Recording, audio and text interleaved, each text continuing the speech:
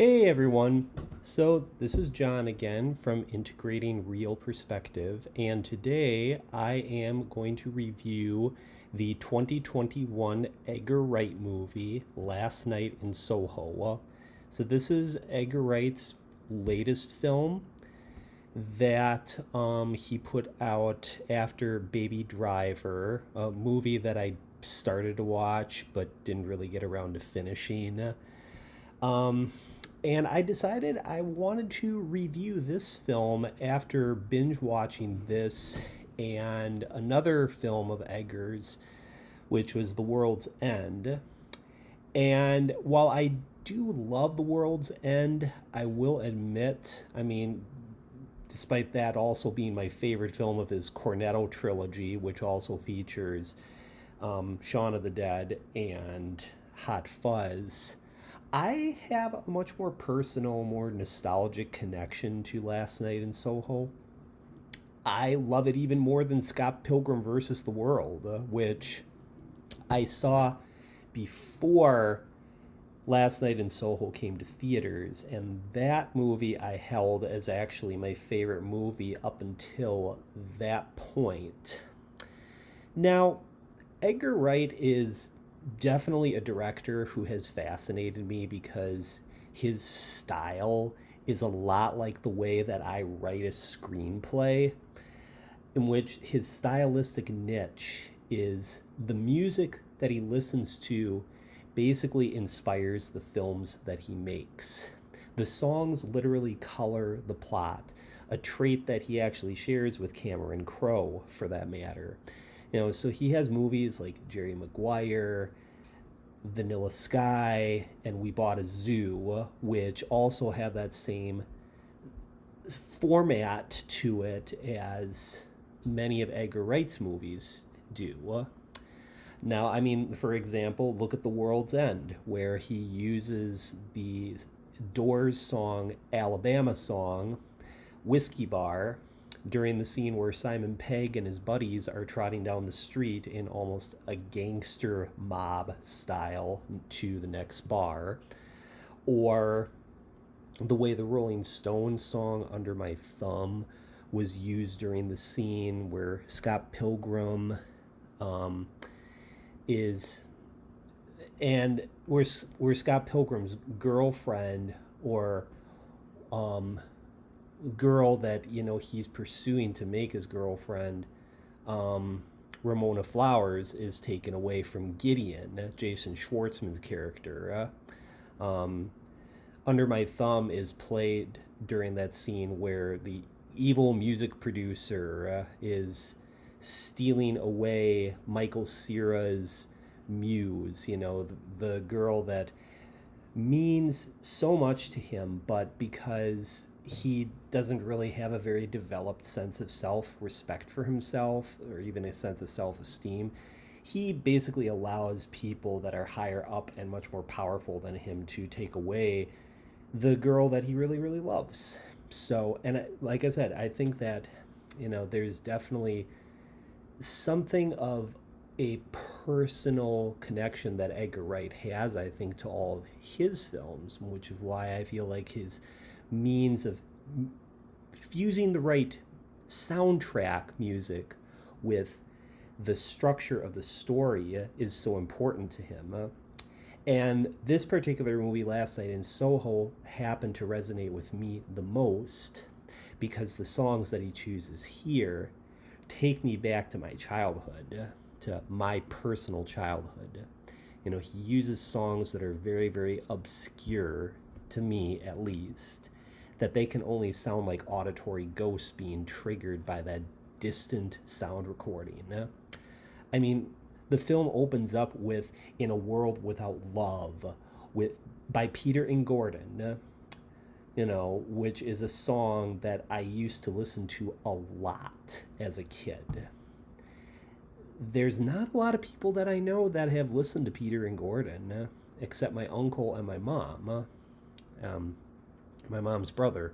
Um, my uncle was actually the one who made this mixtape that featured songs by Peter and Gordon, Dusty Springfield, Petula Clark, Manfred Mann, and so on. This particular song, In a World Without Love, interesting piece of trivia, was written by Lennon and McCartney.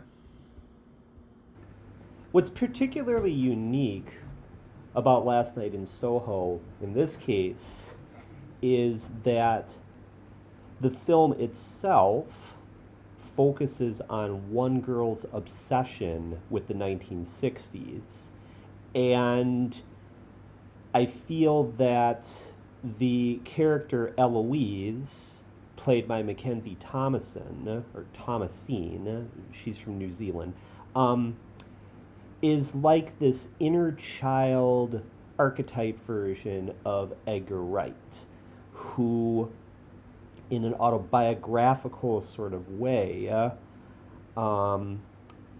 is making this film as a means of curing himself of the desire to want to go back to the 1960s. That's what he actually talks about in the DVD special interview feature for this film.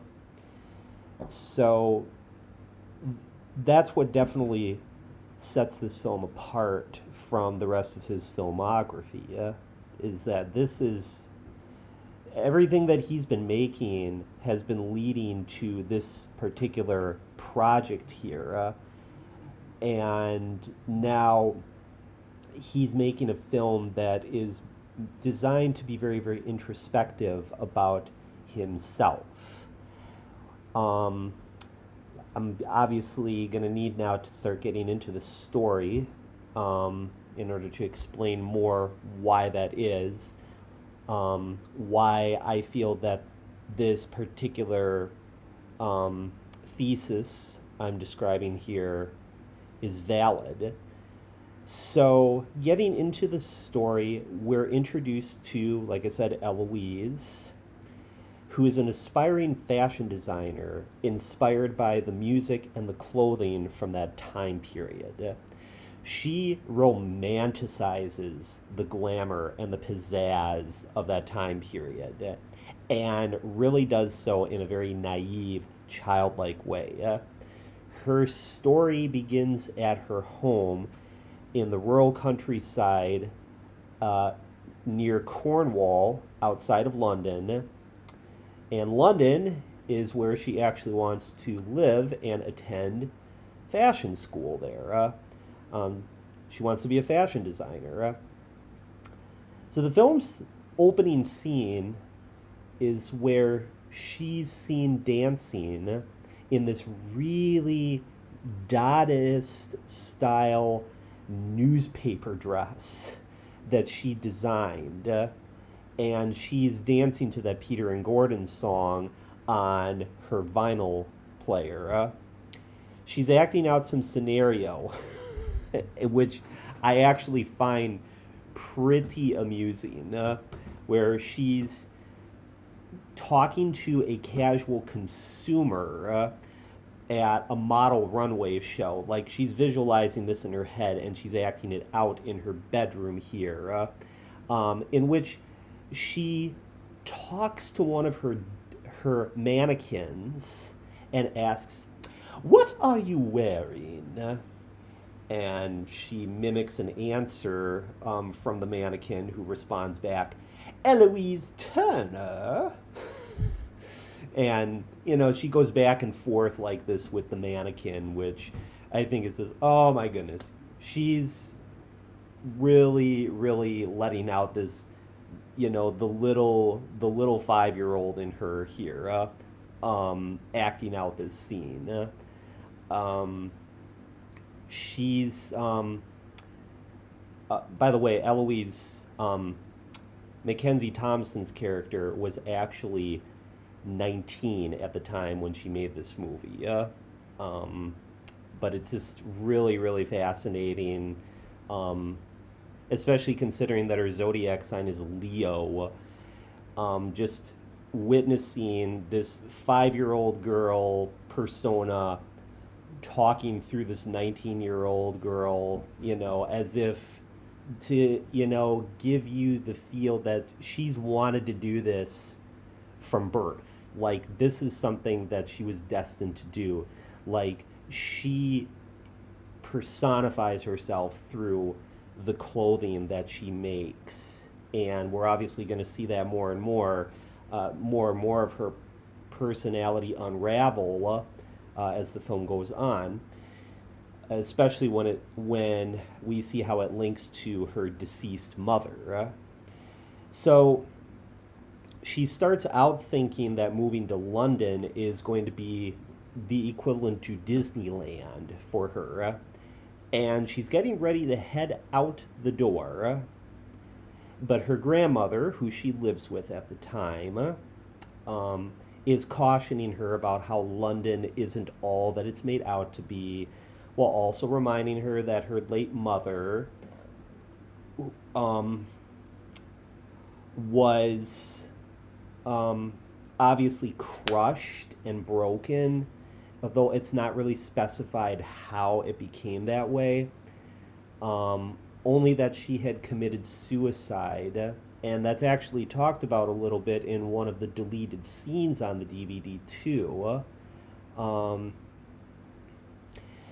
But to help assure her granddaughter, she still tells Eloise that her mom doesn't really have the quote-unquote gifts that her mom had.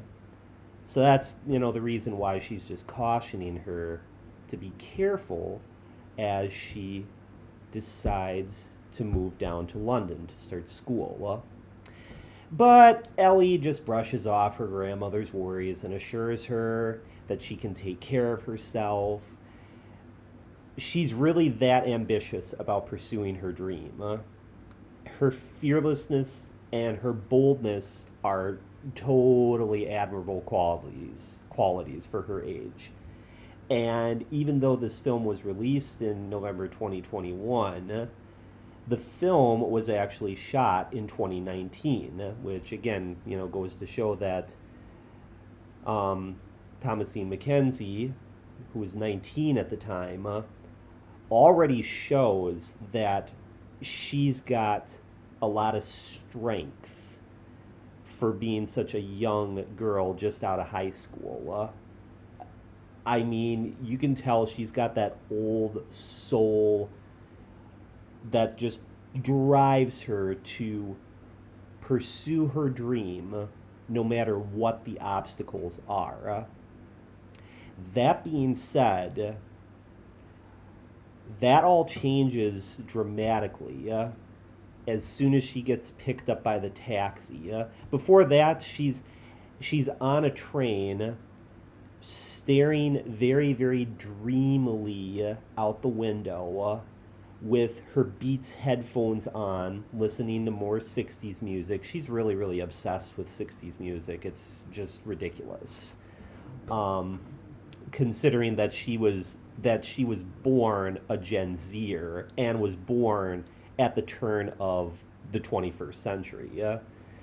But she just looks all relaxed and wide-eyed wonder.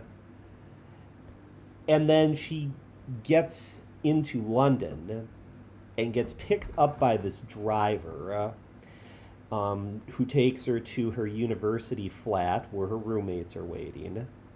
And the driver starts getting a bit nosy and asks Ellie what she's going to school for, and her immediate answer is fashion, which the driver then starts misinterpreting and assumes that, oh, she's going for fashion, so that means you're a model? But then Ellie has to quick correct her and tell her that she's actually going to school to design clothes.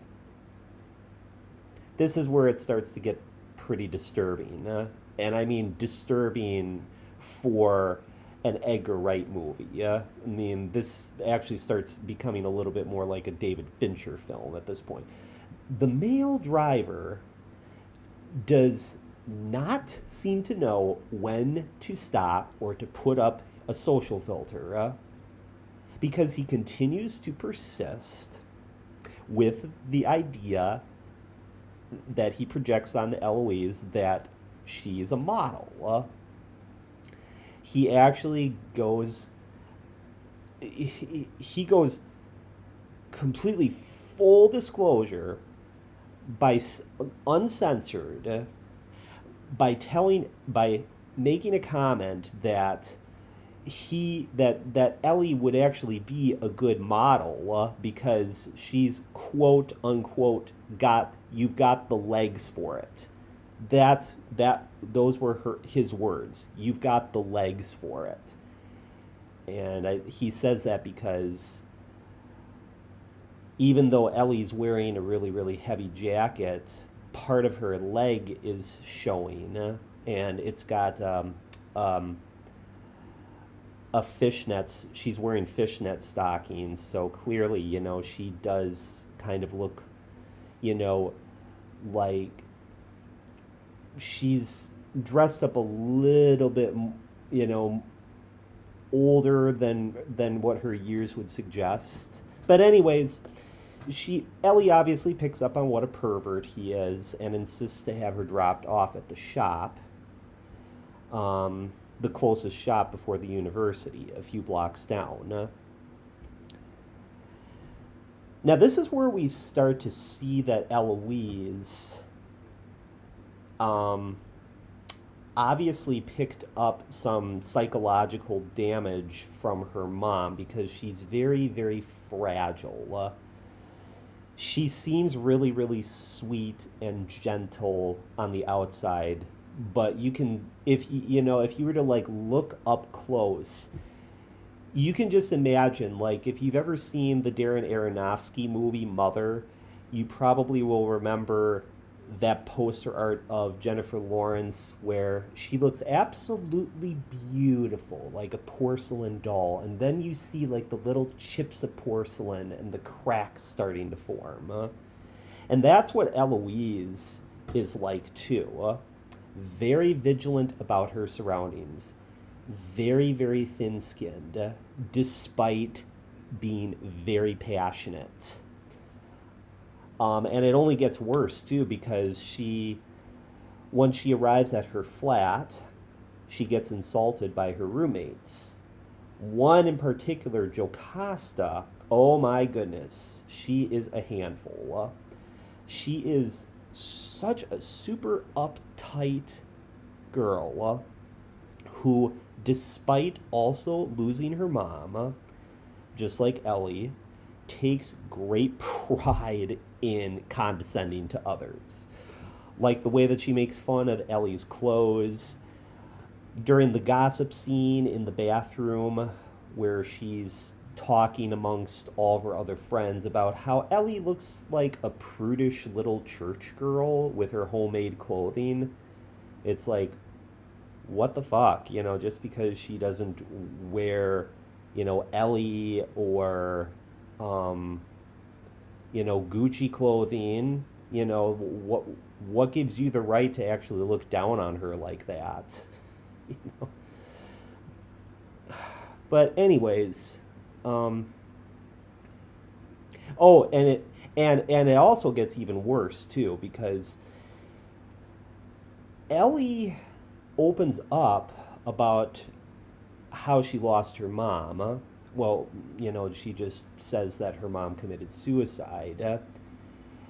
And later on, when Jocasta's gossiping with her friends, she makes this really, really sharp and harsh claim that Ellie was only saying that as an excuse to get attention.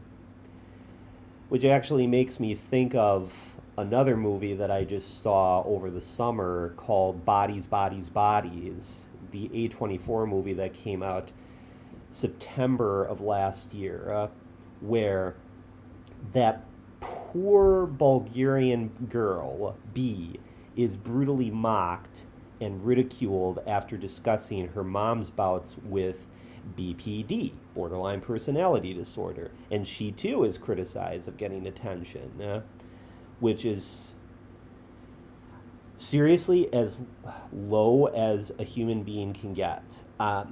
short of killing someone without feeling or raping someone against his or her will, I think the absolute worst low that a human being can go is criticizing somebody for their mental health. I mean, that's just inhuman. That's inhuman to the point where you feel like you're just in a totally alien world and you just want to live on another planet. That Earth just doesn't even feel safe anymore, because your reality is being constantly violated, um, stepped on, because of the fact that somebody else won't understand your different perspective of reality. You know, that doesn't cater to the mainstream. Especially, when such a person has special gifts. And I'm definitely going to be talking about Alice Miller and her book, The Drama of the Gifted Child, a little bit here and there, too.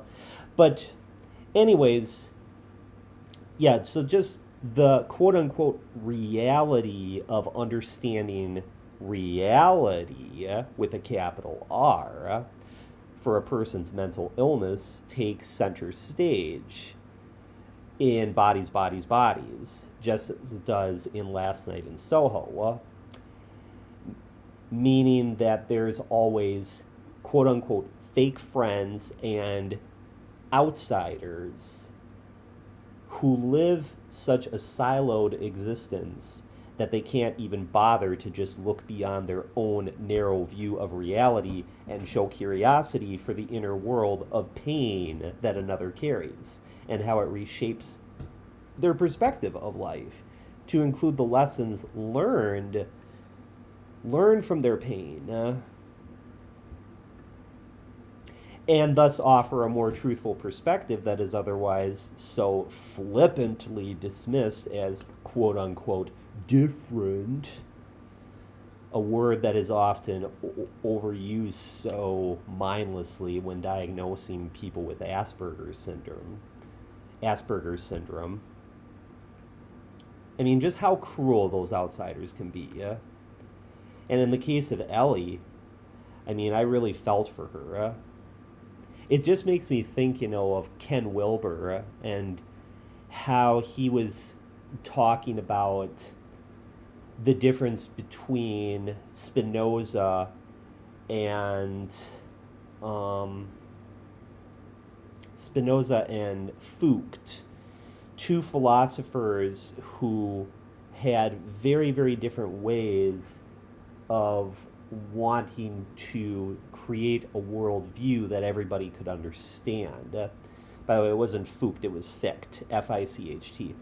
So, Fichte, for example, favored a more transcendental worldview where one transcends the ego altogether, and goes only for, just this belief in the one, which, explains, the conservative Christian worldview of things. Whereas, like, Spinoza would focus more on the ego. As a matter of fact, Ken Wilber, in his book, A Brief History of Everything, subtitled a section called Spinoza versus Fichte, the ego versus the eco, and actually described how Fichte was more focused on the ego. In other words, development of the individual. So I was wrong before when I said transcendence of the ego, because he was actually more about, strengthening the ego. Whereas Spinoza was all about the eco, the ecology. And so now we're talking about ascending versus descending point of view. And the descending point of view, according to Spinoza, is just as bad, because he talks about going back to nature, and you know how I was talking about the difference between reality with a capital R and reality with a lowercase r? Well, it's the same thing when he's talking about nature, when Spinoza talks about how we all need to get back to nature, man. Like some stoned out hippie from the 60s. And yet, in doing so, people, think that what is considered nature with a capital R is really nature with a lowercase r. They will value their one and only perspective and even go so far as to convert a mass of people out there that their version of reality is absolute. So, in the case of somebody with mental illness, who presents a different view of reality, that lowercase reality clashes with the uppercase reality. Yeah?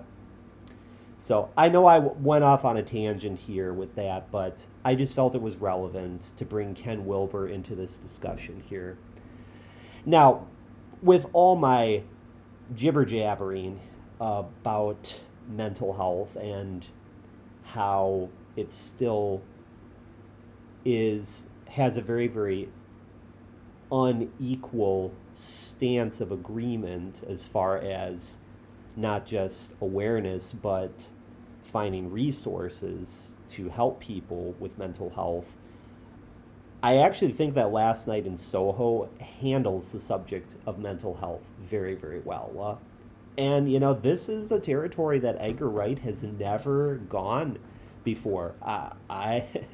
Because every film that I've ever seen of his was always a comedy. And all of his films that I've seen, they poke fun at capitalism, underground cults, conspiracy theories, and social status. And yet, rarely does he ever discuss anything that he's really, really serious about and decides to approach the subject with more conviction and shrewdness. And that's what makes this film darker than any of his other films that I've seen. I mean, it has kind of more of, like, if you saw the still of the promotional poster at the beginning of this video, you could tell that the film has kind of like a glam opera look to it, at least on the surface. Aesthetically, it kind of reminds me of the Brian De Palma film Phantom of the Paradise, my all-time favorite Brian De Palma movie. It does have that look of being kind of sort of like a rock opera, although you don't see anybody other than Anya Taylor-Joy singing in the film. It does still have that look to it, so it's like it mixes the usual Edgar Wright comedy with a certain dark gothic horror element to it as well. And there is obviously more of a psychological thriller aspect to the film as well. So many different genres in this film. It just baffles me that people still want to claim that Shaun of the Dead is his best movie. And the fact that there are articles out there that are, talking about how he should be making a sequel to that film is stupid. Just stupid. This is a movie, Last Night in Soho is a movie that needs to be talked about much, much, much, much, much, much more than Shaun of the Dead. This is the type of movie that needs to have its own franchise. I digress, though.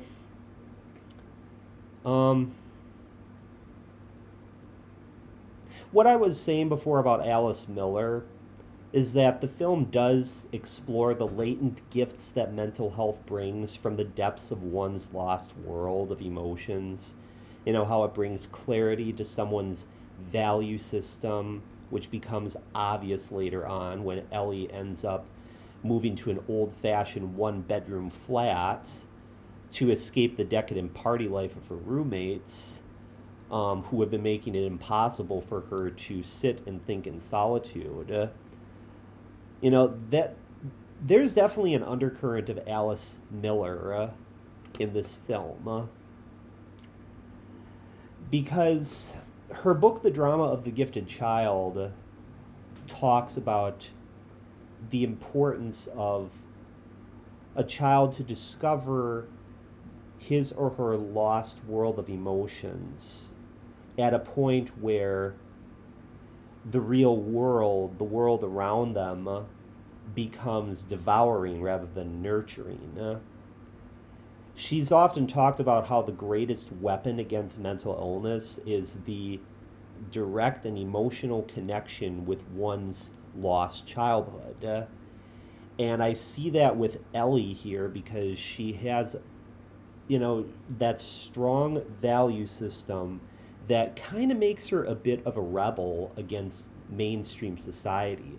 It's why later on you start to see how in her job, I mean, when she's in class working on different designs for dresses, she's, you know, modeling them after a particular time period that she felt connected with, because it helps to bring out like the lost ghosts of a time period that her mother lived in and give them a voice through the clothing that she makes.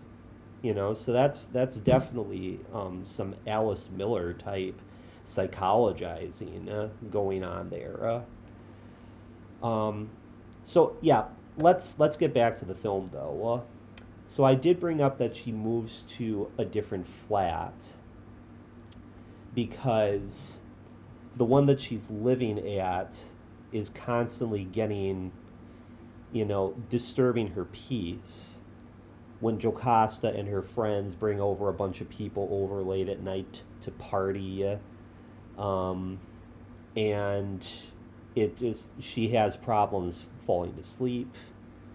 Now, this is the reason why I myself am personally happy that I live on my own and I don't have roommates. So when Ellie discovers this ad for a flat somewhere in a quieter, although slightly more ghetto-ish part of London, she calls up the landlady who works there and asks her if she still has that room available. She moves there. There's an old landline phone that only makes emergency calls. It's definitely an old relic. And considering how she loves old and antique things, this is definitely up her alley. And yet, regardless of that, you know, regardless of the fact that it's a nice, quiet flat, located by a bakery,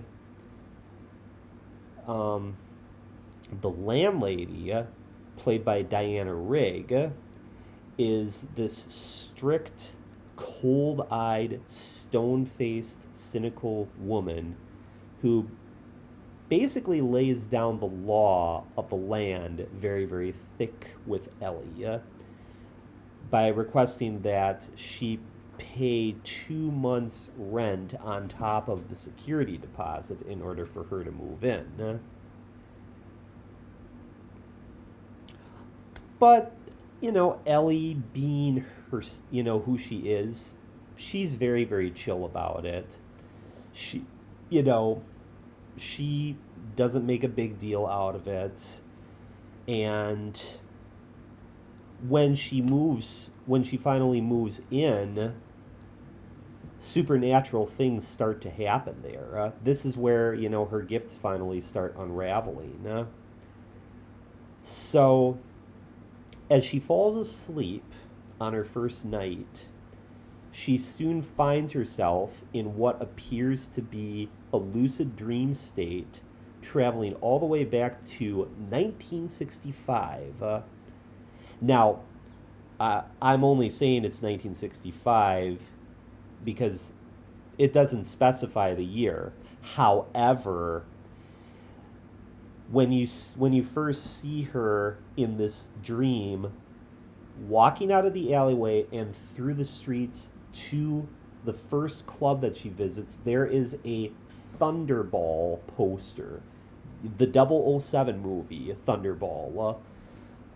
So I knew right away that this was 1965. And I know that there have been a number of movies that have come out, starting at the beginning of the 2010s that play around with different time periods without really specifying what year it's in. The movie It Follows, for example, was like that. It gave that look of it being like it was made in the 1980s, but you see technology that looks very, very 2014. And other references to like the 90s and the 2000s. But obviously this movie at this point now does go back to the 1960s, and it obviously is 1965. Once she enters the club, she's asked by the coat man if he could take her cloak. But here's the thing, Ellie doesn't even realize that she's completely turned into a different person at this point.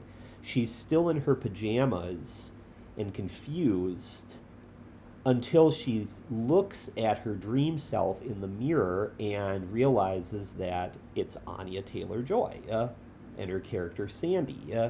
She's the one who's wearing the cloak.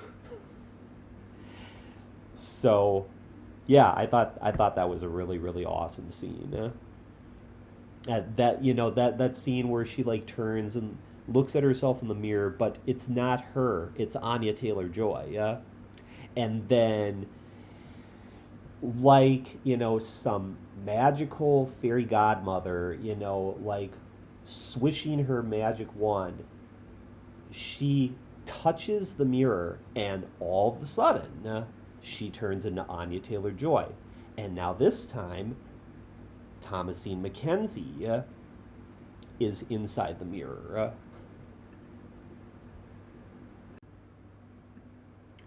There's something really magical about the way that mirrors are used in this film. It's like they're used as a portal of sorts. Now, the way in which Ellie and Sandy look at each other through the mirrors implies that they are connecting, in fact, across different timelines. And yet neither one of them really knows it. It's like basically each personification of the reflection sees the other reflected back at them. And I mean, this is something that I'm going to touch on frequently because it is a reoccurring device and symbolism that appears a lot in this film. But it is really, really fascinating how a mirror can essentially be like a time capsule in which your physical body is a doorway to another time and place. Now, I was personally happy to see Anya Taylor-Joy again in this film because I've watched a lot of her movies, and every single one I've seen her in has been great. Like, she is one of the few Gen Z actresses that I would say that carries a lot of potential to really carry cinema ahead into a brighter and beautiful future, which is, more than I can say about a lot of Gen Z actresses like Zendaya and other actresses like that who just come off so bland and one dimensional. And especially with Zendaya, don't even get me started on her. But Anya Taylor Joy has had a pretty consistent filmography so far. The Witch, Split, Glass, Thoroughbreds, all excellent movies. One of the most striking features about Anya is just those beautiful and wide eyes of hers that just pull me in. She's Argentinian. Now, I'm not sure if that's like a physical characteristic of Argentinians, but it might get me interested now in watching more movies from out of Argentina. I actually do have a movie that was made in Argentina called Don't Look Down from 2008, which I'm going to have to review one of these days. Anyways, the thing about her eyes is that they convey two different archetypes that fuse together in a very enchanting sort of way. On the one hand, she looks like she could be a mermaid. On the other, she looks like she could be like some sort of alien fish. And this is not an insult, by the way. This is just, you know, me coming up with an abstract of her particular beauty. It's an observation of what I see in her beauty. I phrase it like that because she appears naturally beautiful on first glance until you see that she has this darkness behind those eyes too. And you don't know what she could be hiding. There could be a killer inside, or someone with a mental health problem, like borderline personality disorder. That would explain why she can look distant yet glamorous and be able to straddle those two polarities at the same time. Or, she could be someone who holds a secret that she never tells anyone, and which also gives her the power to see secrets that other people hid. She could play a medium or a seer with those eyes because they say so much without her opening her mouth. And it looks like she channels a higher power or spirit when she performs. Her roles are that visceral.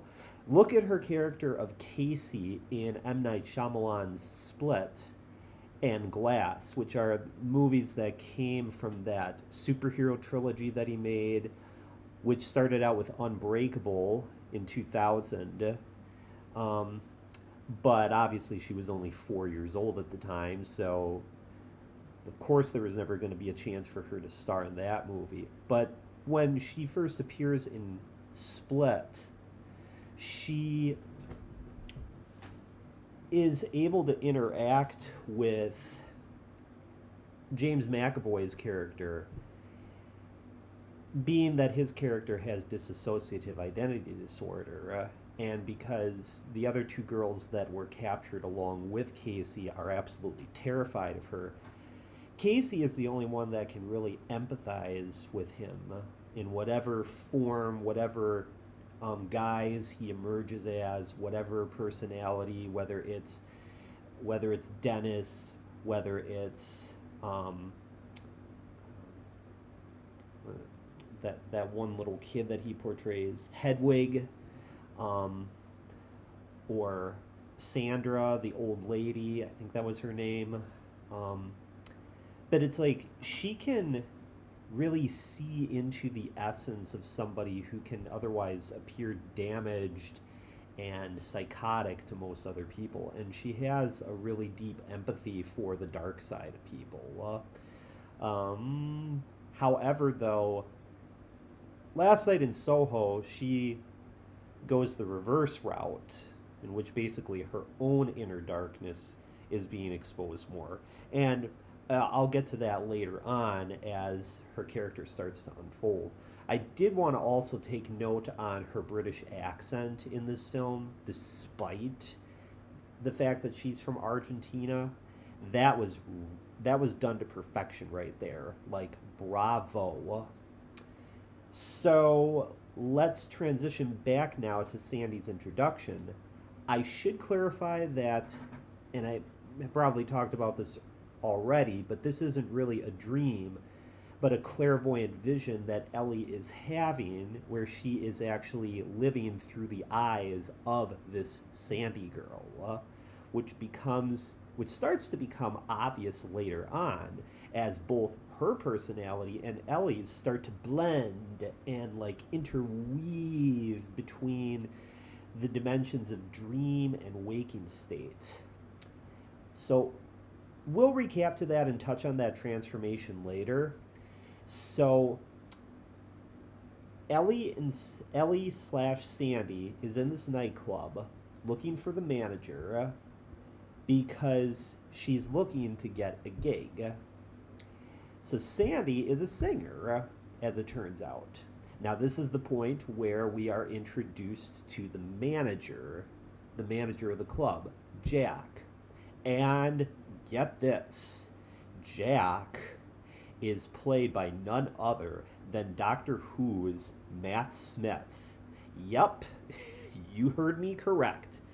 The 11th Doctor has decided now to go down a road that he's never gone before, basically throwing off his charming, boyish, slightly awkward, nerdy 11th Doctor persona and showing more of his dark side for once. Which is not surprising for me, honestly, because I always knew that Matt Smith possessed an edginess to him, a darkness that was always looming just under the surface of that cool, goofy, oddball Doctor that he played. And I do like his Doctor, by the way, just so you know. For as much love as I have for classic Doctor Who over New Who, he is a good Doctor. Him and Christopher Eccleston are both great Doctors. But this role is the type of role I always wanted to see Matt Smith play. And, you know, really, Matt Smith alone was the fish to catch onto my line to drag me in. I mean, it was seeing him in this movie that made me want to see Last Night in Soho in the first place, because I've been a massive Doctor Who fan since I was a kid.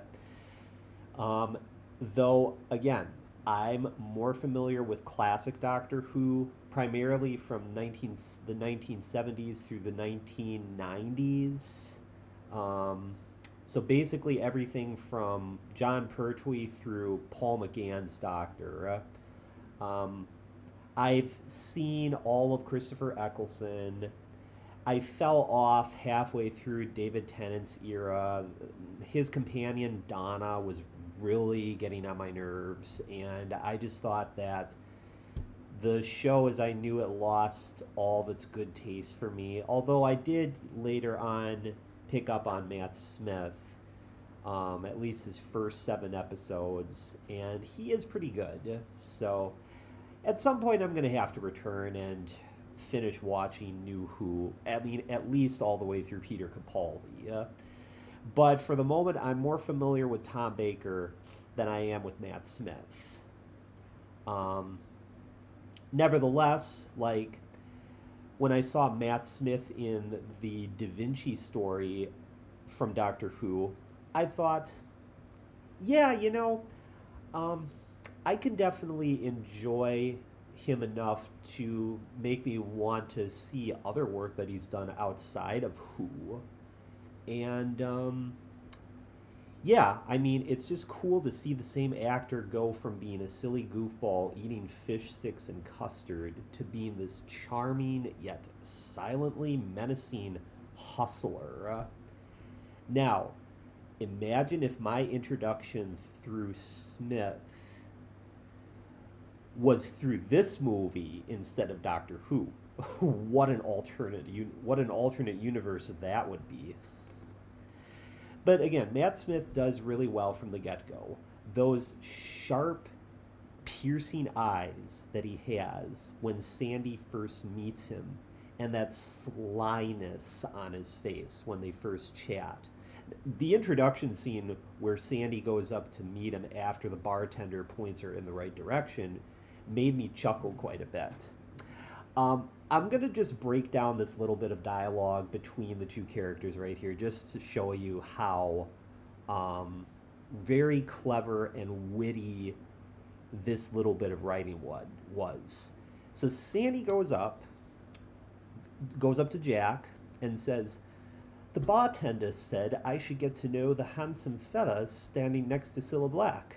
And then Jack responds, "You should." "And you are?" "The next Cilla Black." "Are you now?" Lights up his cigarette and gets ready to smoke. "You know, she used to start out as a coat check girl, don't you? You're willing to work your way up?" "Yes," Sandy responds, of course, proudly and assertively. And then he asks what she'd like to drink and says that she'd like to have a Vespa. I'll never forget that line. I'm going to have to use that as a pickup line from now on whenever I go to hit on a girl at the bar. "Would the lady love a Vespa?" Okay. Yeah, I'm digressing here.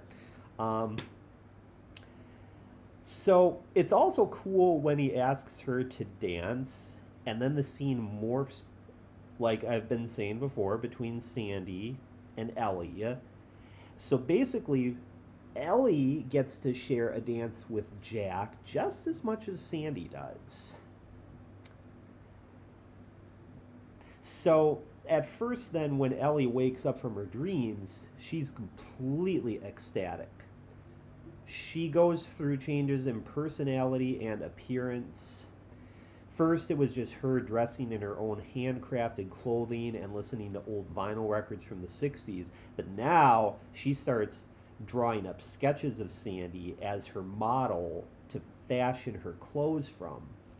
And then she gets her hair dyed blonde, exactly the same color as Sandy's.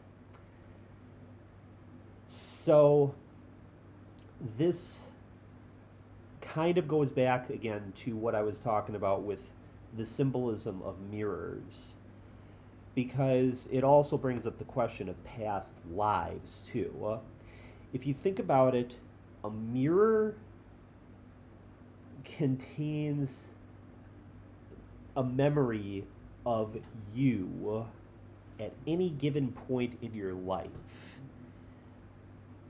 As far as I know, like, a mirror can never get old and rusty. It can break and crack around the edges, sure, but your reflection is always going to be carried through the mirror at every stage of your life, from birth to childhood to adulthood to middle age onwards.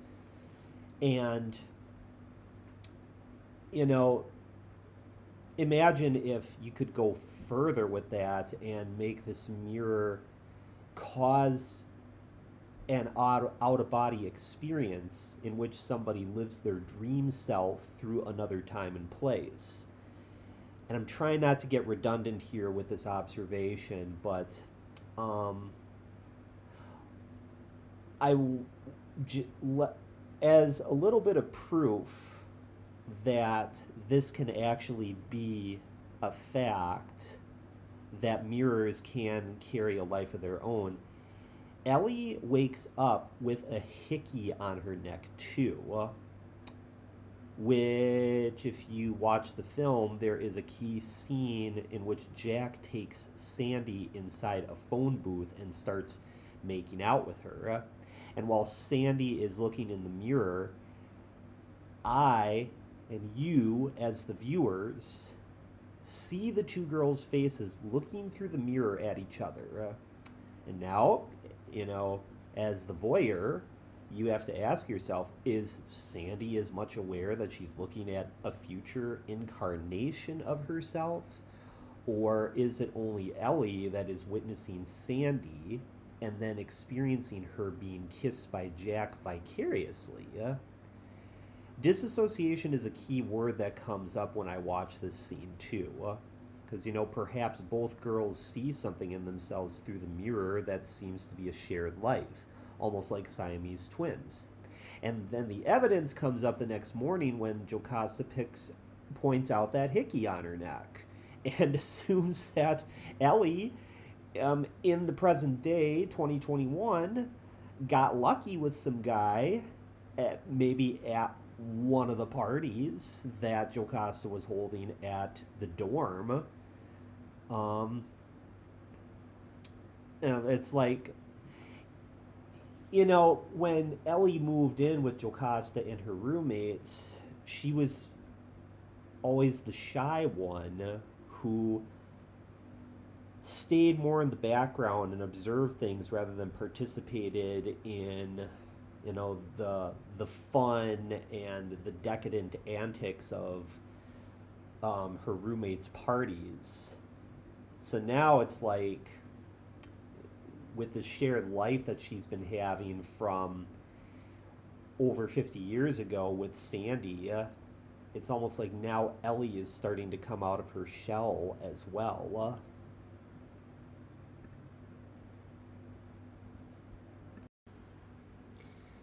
So I do think that this would be a good point to stop right here because it's the next part of this film is going to start taking the plot in a new and darker direction that's going to flip things a complete 180. And I just, of course, would like to keep this within an hour long format. So, yeah, inevitably, there is now going to be a part two. So, just I will keep you posted, obviously, when the second part to this podcast is finished.